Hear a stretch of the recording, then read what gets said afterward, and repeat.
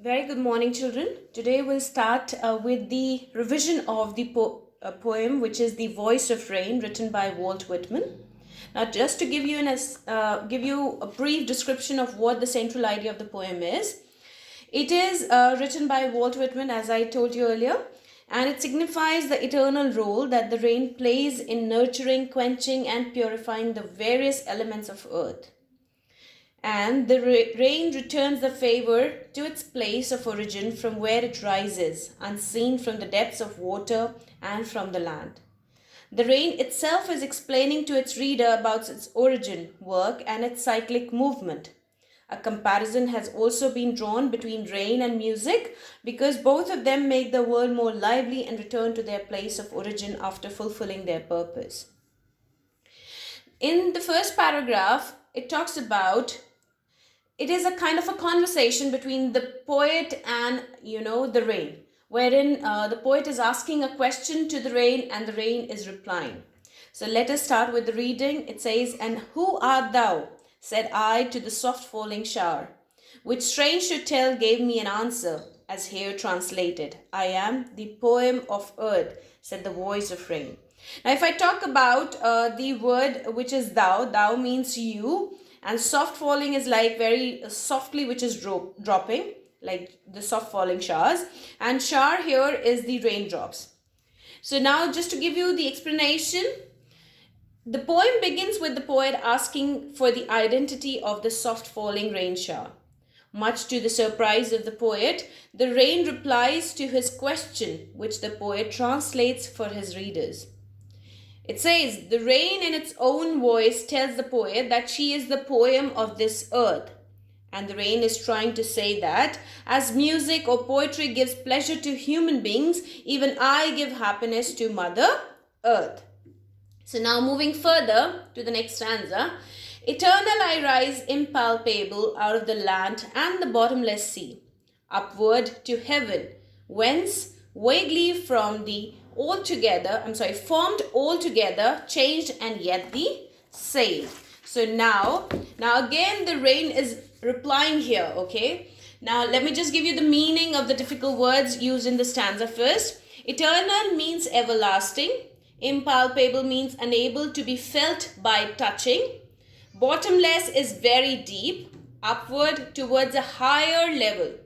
Whence is from where. Vaguely is very unclear, and formed is made into a specific shape or form.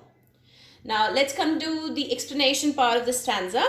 The poet says that the rain is an eternal process, but it takes different forms at different times. It rises from the land and the deep sea in the form of intangible water vapor and goes up to the sky.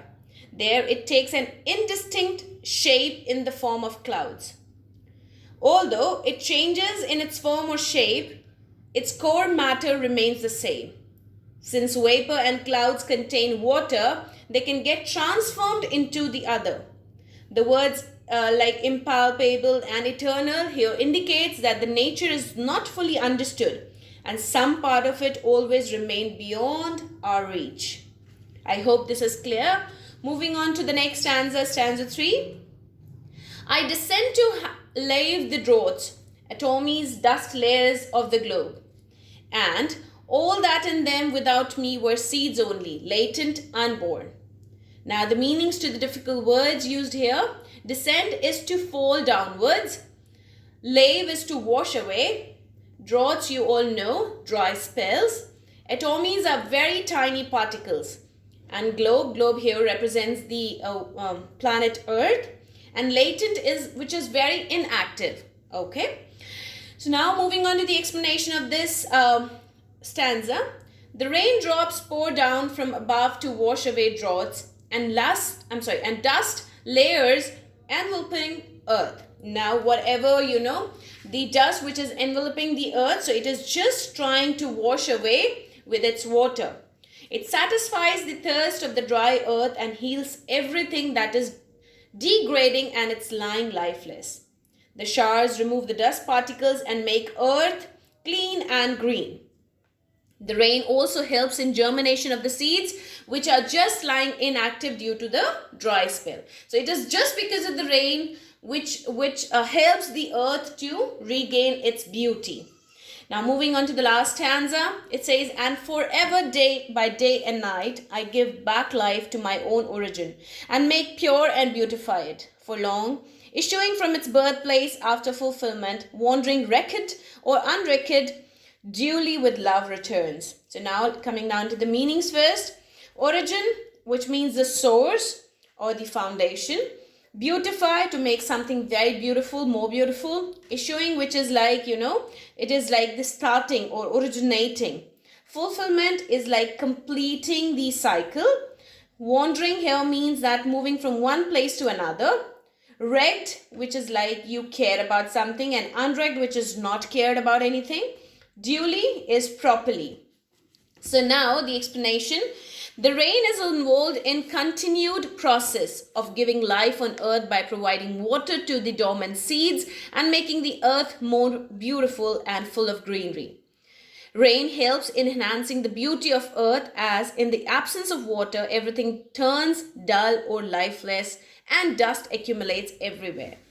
The last two lines are the poet's own words and his reflections upon the answers given by the rain. He says, and observes that the life of rain is similar to that of a song. A song or poem is creativity at its best. It has the power to calm, heal, rejuvenate, transform, and thrill. In the same way, repeated evaporation and condensation purifies the rain. The entire environment gets drenched in the rain.